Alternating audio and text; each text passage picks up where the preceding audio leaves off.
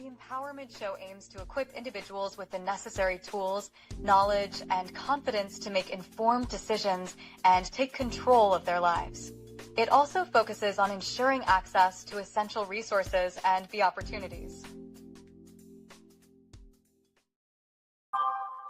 All right, good evening. How you guys doing this evening? Hope everything is well and everything is going good. This is the Empowerment Show. Now, I know you guys saw me last night. We did a little politricking, and that was kind of fun. But this evening, we're gonna stick to empowerment. So I did bring a young lady here who can empower those, and she has been doing it for quite a while. She's a remarkable young lady. She's an author, writer.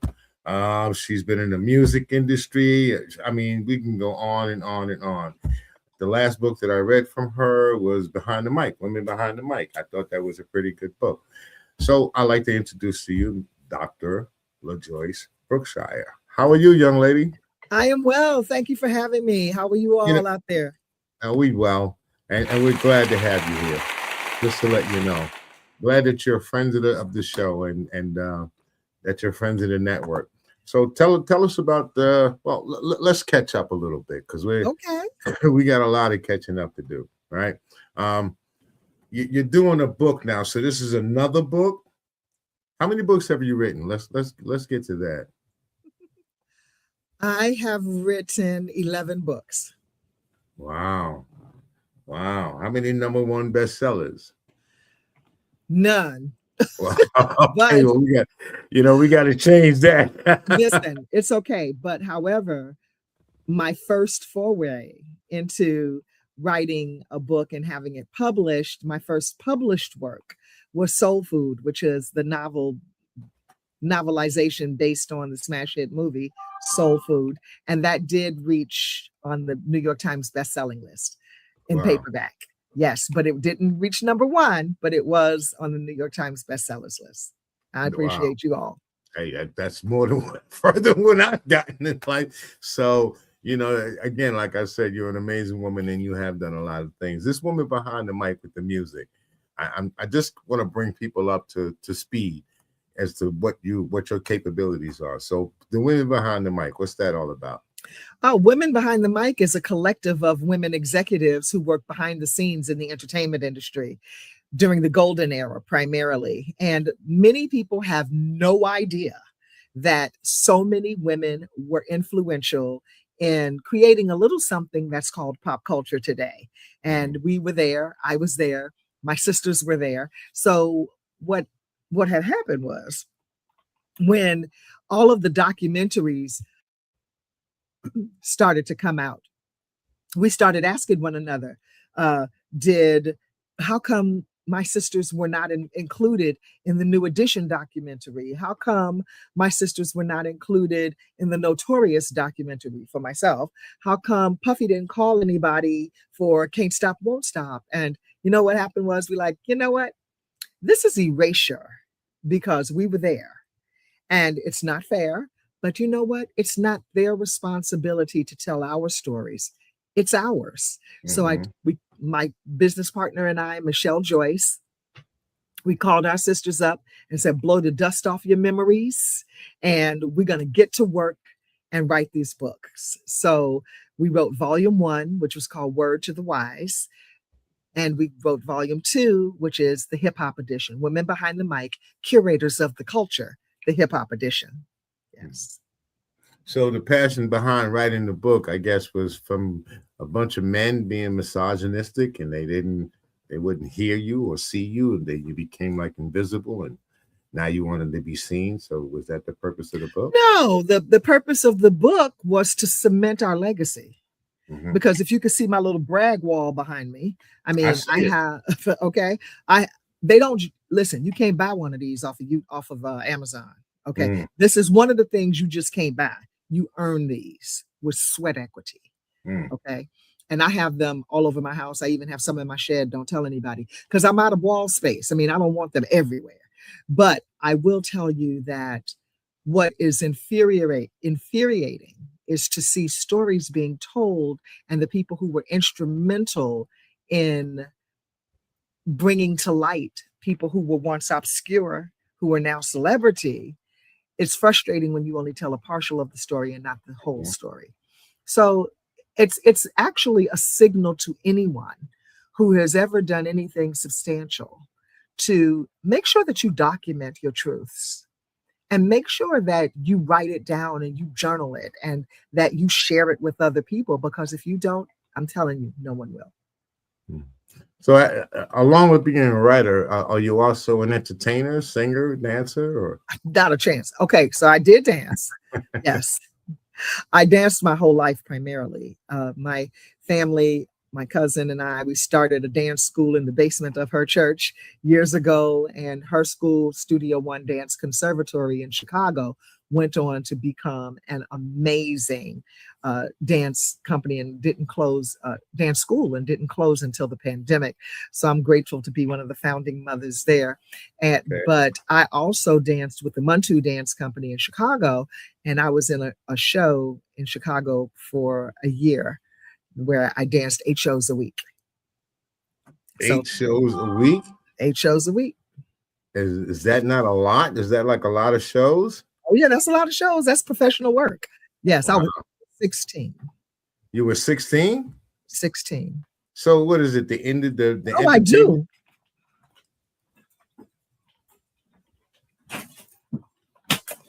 Yeah, I am.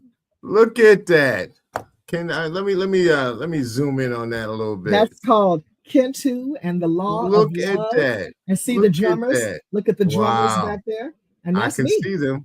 And you're way up in the air. That's right. Don't play no games. Let me see. There's the floor. Make sure you see the floor. Yeah.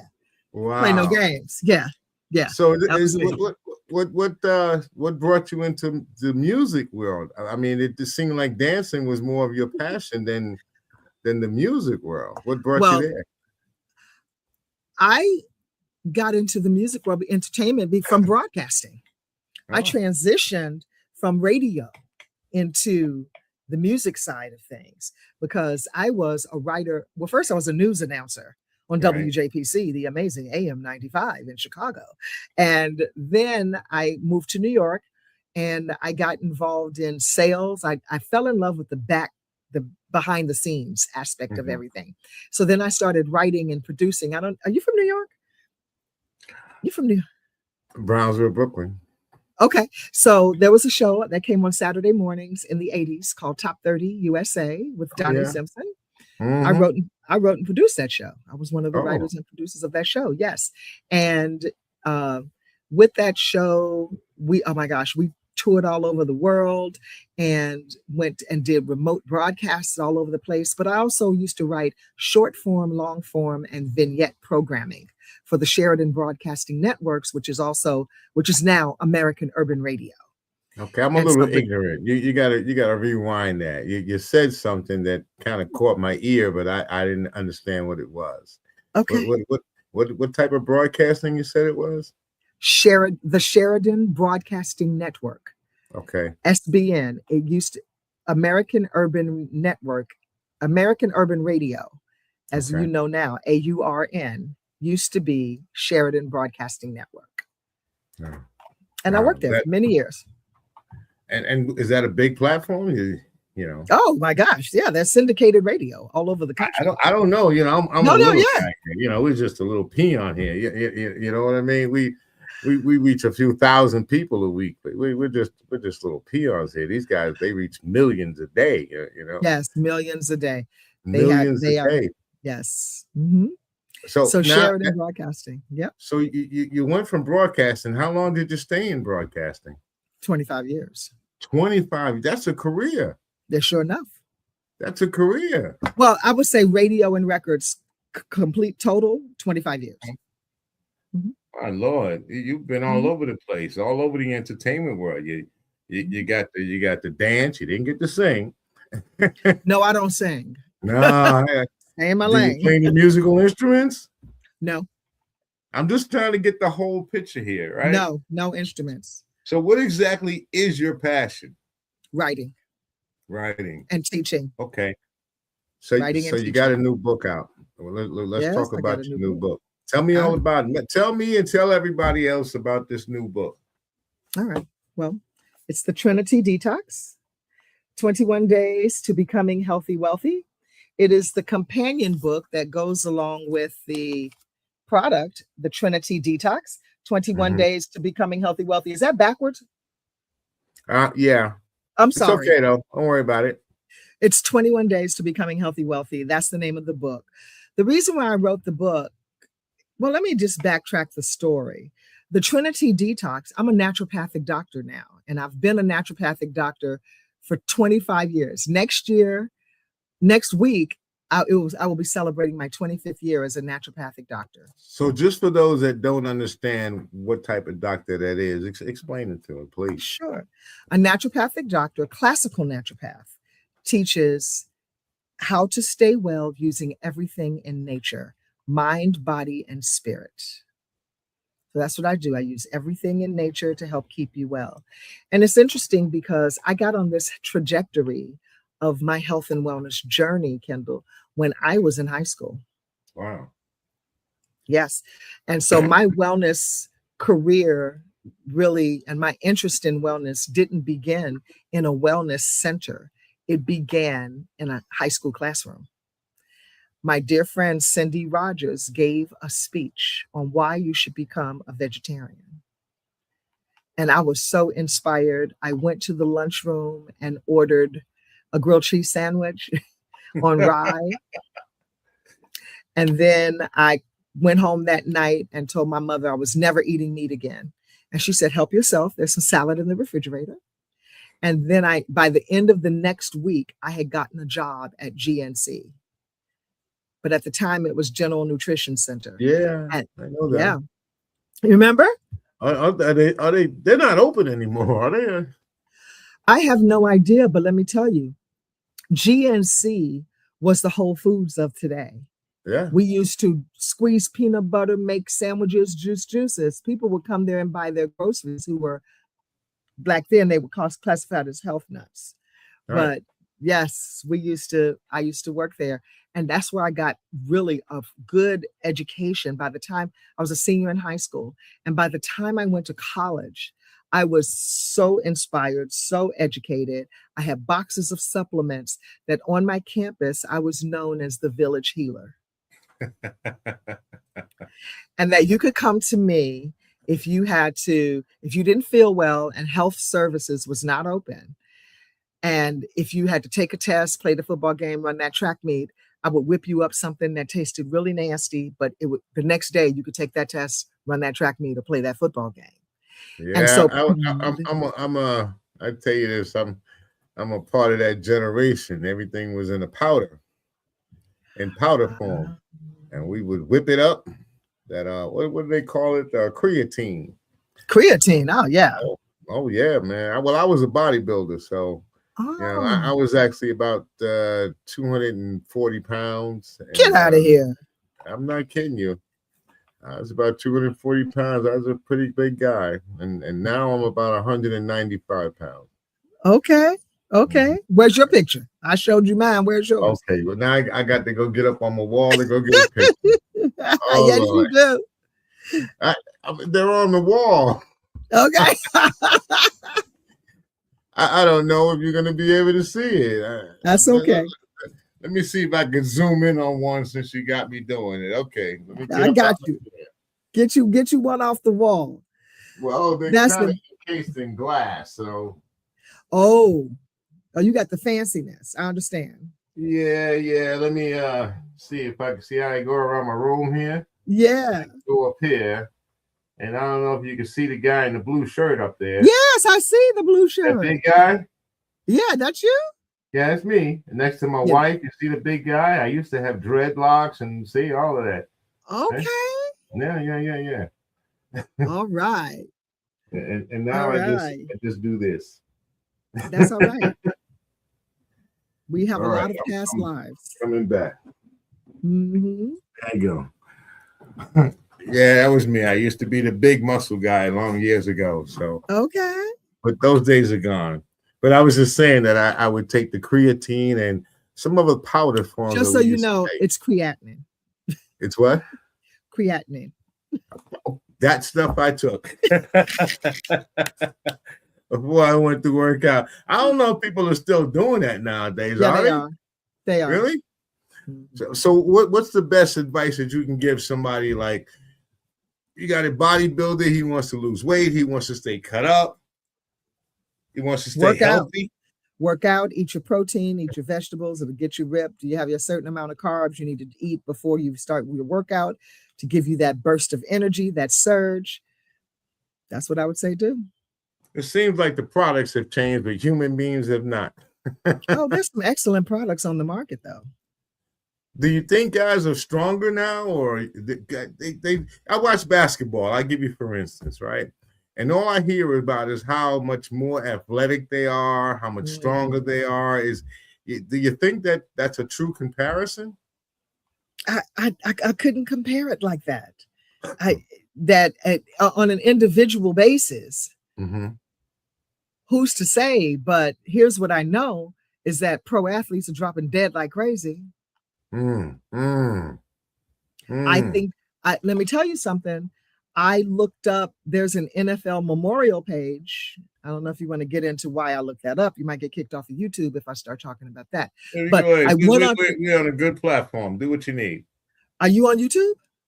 Yeah. No, you're gonna get kicked off if I talk. No, I'm on YouTube, Facebook, Instagram. We're on all the social networks. I know, honestly, I looked up the NFL memorial site, and there are more young people who have died 40 and under since COVID than in the history of the page. So do you think it's the poor nutrition, or you think there's what do you think it is? What do you think is causing athletes to, if you want to say, drop dead? I know about the kid who had the heart attack, right? And world-class athletes, not just athletes. Yeah, world-class. These guys work out all the time. I'm an athlete. All right. Okay.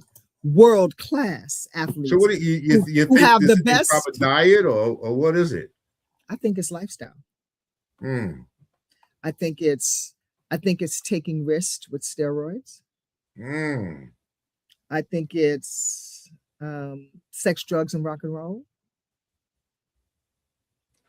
Well, it's like I said, some of the products may have changed, but human beings have not. Because even back in my day, steroids was the big thing.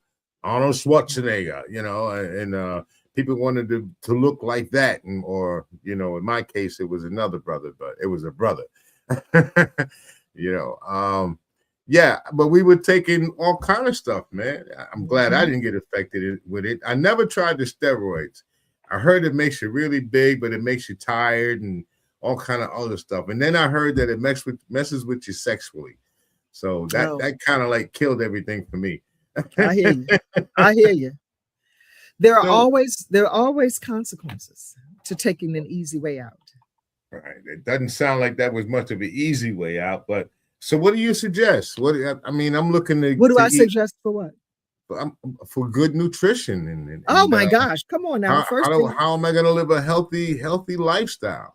Okay, I know we're doing the detox thing, and when you say the 21-day detox, are we detoxing our body? Are we detoxing our minds? What are we talking about? The 21-day detox? We're detoxing mind, body, and spirit, because you cannot separate the three. That's why it's called Trinity. Okay, it's threefold. And if you make an attempt to try to separate it, you really don't get the full body, full spectrum cleanse that my product offers.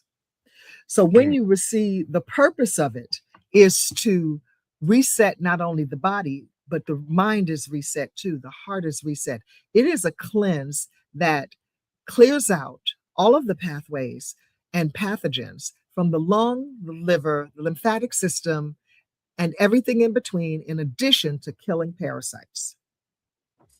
Is this some herbal remedies, or is this 100%? So what herbs are we talking about utilizing to get rid of parasites within the body? Oh, that would be my formula. Inside of this Trinity Detox Kit is a calendar. Here you go. It's a calendar on the inside of the box. And hold on for a second, because I grabbed a box that doesn't have anything in it. One moment. And then Uh-oh.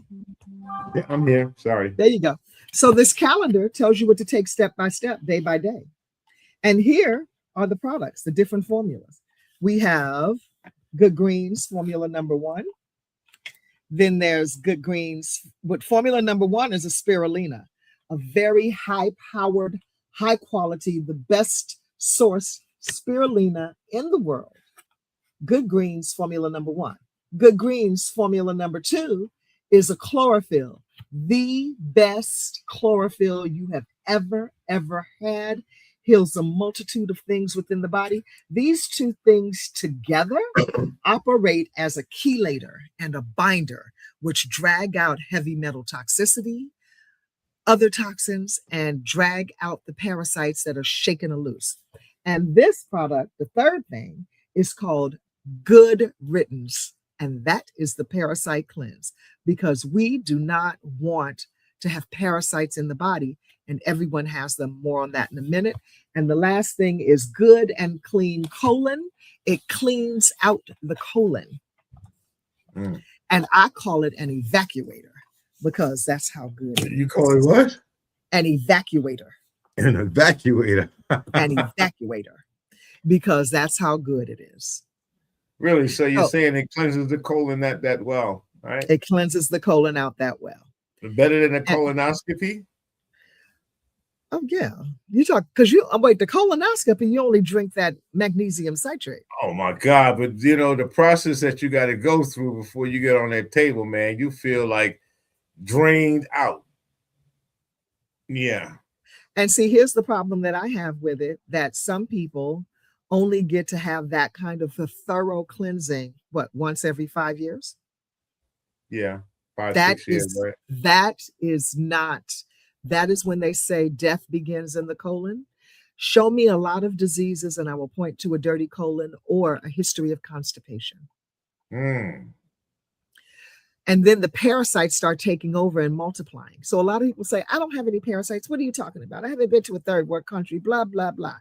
But here's my retort is that you eat, don't you? You drink water, don't you? Yes. And don't you breathe? I promise you, it's their planet, and we are the visitors, and we are massively outnumbered.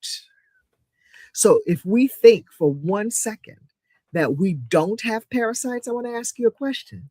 How many people have seasonal allergies that they call seasonal allergies? It's really parasites, because you know what happens at the change of every season?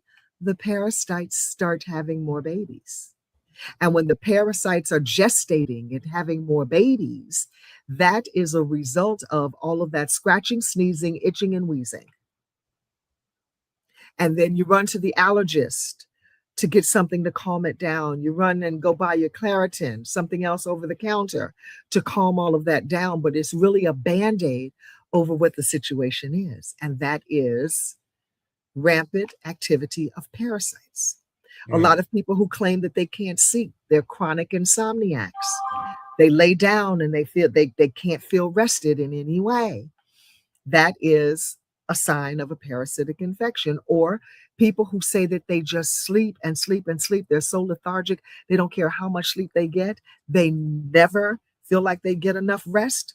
Parasites, constipation, parasites, IBS, constipation, parasites, all of those.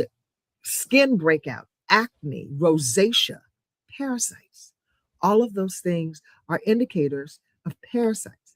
And if the holistic community, the medical community, the traditional medical community, if it would team up with the naturopathic community, we could heal so many people together.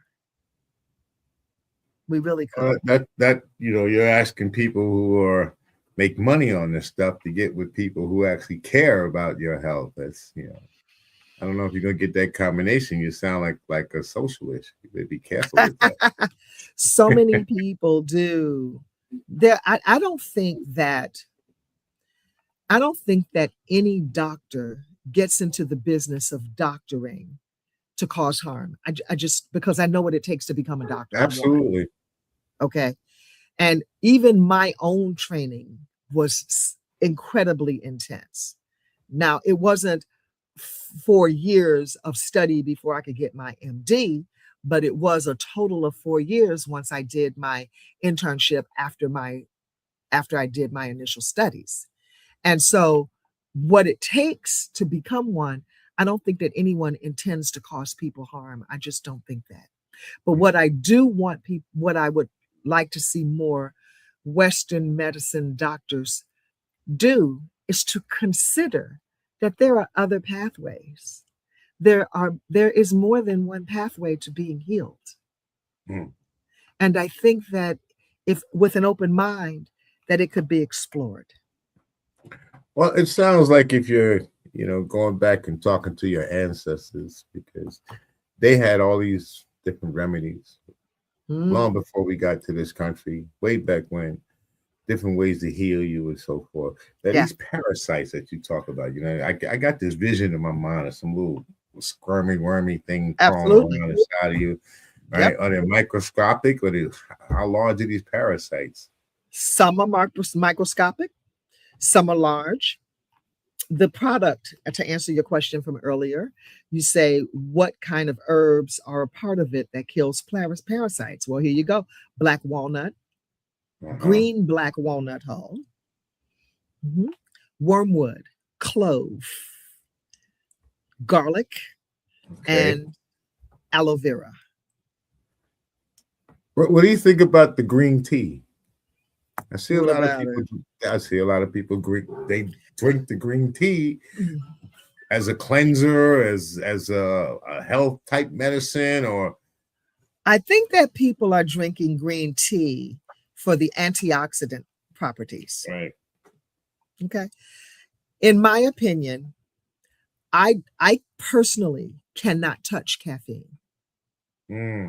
So green tea its property is naturally caffeinated. And so is black tea, and so is white tea. They have naturally occurring caffeine. I can't touch black, green, or white tea with a 10-foot pole no more than I could drink coffee. And because it whips up my central nervous system, like I feel it twitching around on the inside. I can't do it. So I don't drink that. What do I feel about it for other people? I am a proponent for helping people to maintain their alkalinity.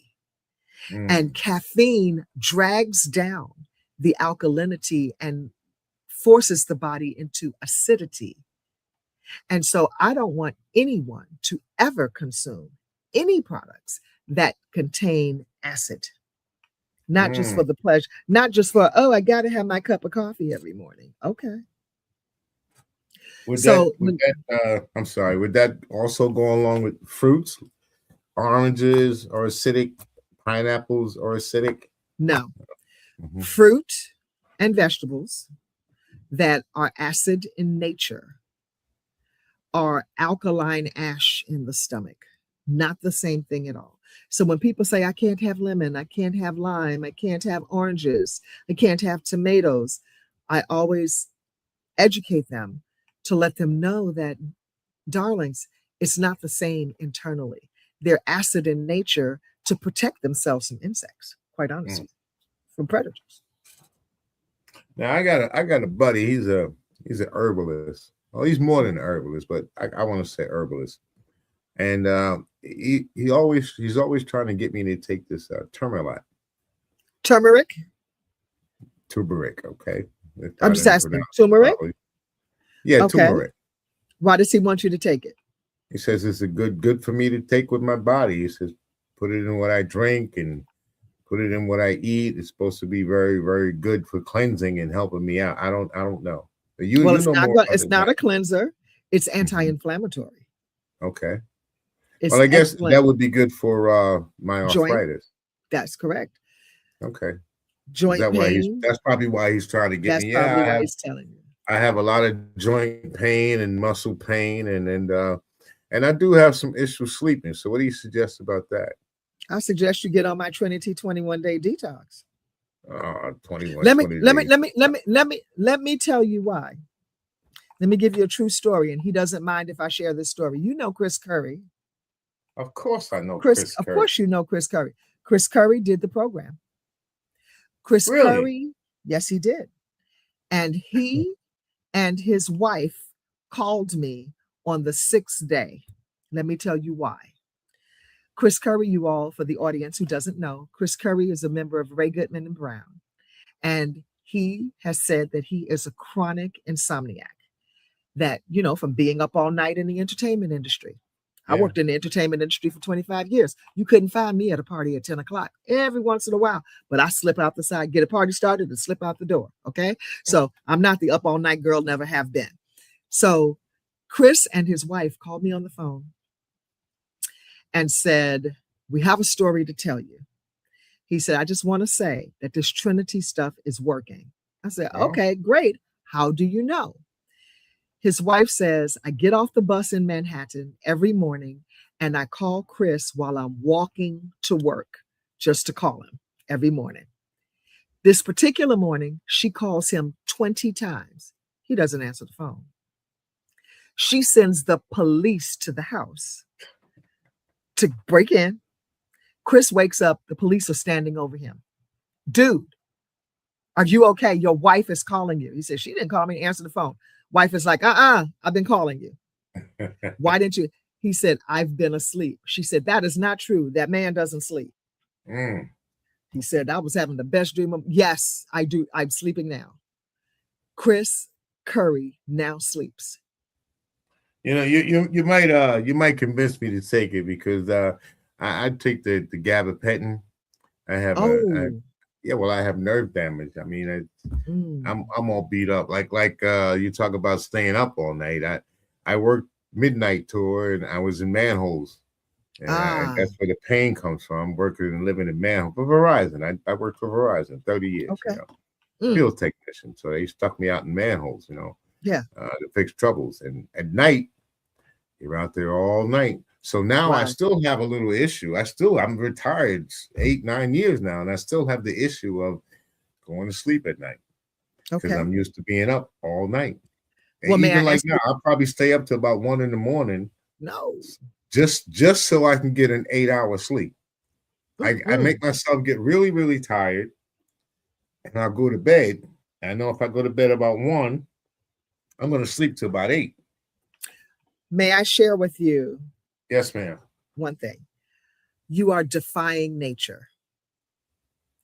And everyone who does this, they've got their day-night confusion happening too. That also happens. You've probably seen that commercial about with the blind person, and they said it happens a lot with blind people who get day and night confused, that they're sleeping all day and they're up all night. And it doesn't just happen to blind people.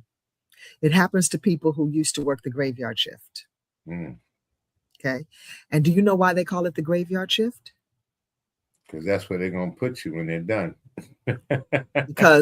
because working those hours leads you to an early grave. There you go. And let me just say why. The circadian clock is a perfect healing cycle. And so with the circadian clock, God did his thing when he made us. Oh my goodness. Different hours of the night are the healing cycles. So for instance, if you're not going to bed until 1 o'clock, you are missing the midnight healing cycle. And in order for you to really establish healing of the cycles, you need to be in bed for 2 hours, sleeping, establishing a REM sleep so that you can snatch the healing from the hour and all of the hours thereafter. So for people who don't go to bed late, are you on high blood pressure meds? Do you have high blood pressure? No. Good. So a lot of people who go to bed, who late like that, they have high blood pressure issues because the endocrine system is the first system that's being healed at midnight. And so if you're up too many days in a row, you miss the healing. Well, I got, for me, I don't know about other folks, but for me, I have a pain thing. I'm getting ready to have another surgery done in February. Again on my arm. I got the tunnel thing, and then it goes Okay. down into the carpal. So it starts from the elbow back here, and it goes all the way down to my hand. Yeah. It's from working, the type of work I've been doing all the years, right? Uh, so when I try to go to sleep at night, it's very painful for me. I have to get into a certain position and move my arm and hand into a certain position so there's no swelling, there's no numbing, there's no pain. Mhm. So that gives me to move around all the time. That's why I take the gabapentin. The gabapentin kind of calms down the pain, and it Mhm. also kind of knocks me out. So I Yeah. can go get that 8 hour sleep. I mean, Okay. if I don't do that, everything else that I try to do, it doesn't work for me. I mean, I've taken the pain pills, the painkillers. I mean, look, I'm going from, what did they give me? A Meloxicam and a Mm. Tramadol they give me. I mean, you name it. They've given me the oxycodone. All of these things to try to subside my pain. Yeah. It's not working. So I do they're gonna give me the operation again, and hopefully that takes some of the pain away. I hope so too. Then we have to have a longer, more in-depth conversation, not in front of your people, because I have a Right. lot of questions. Okay. And a naturopathic doctor I'm a health detective. I'm a health coach, but I'm also a detective. So I dive deeply into your life.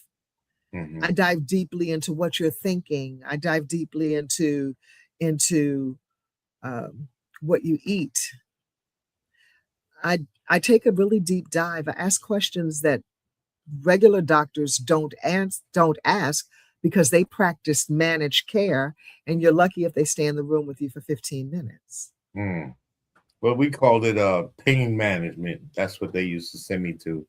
Pain management, and that meant a little physical therapy and more drugs.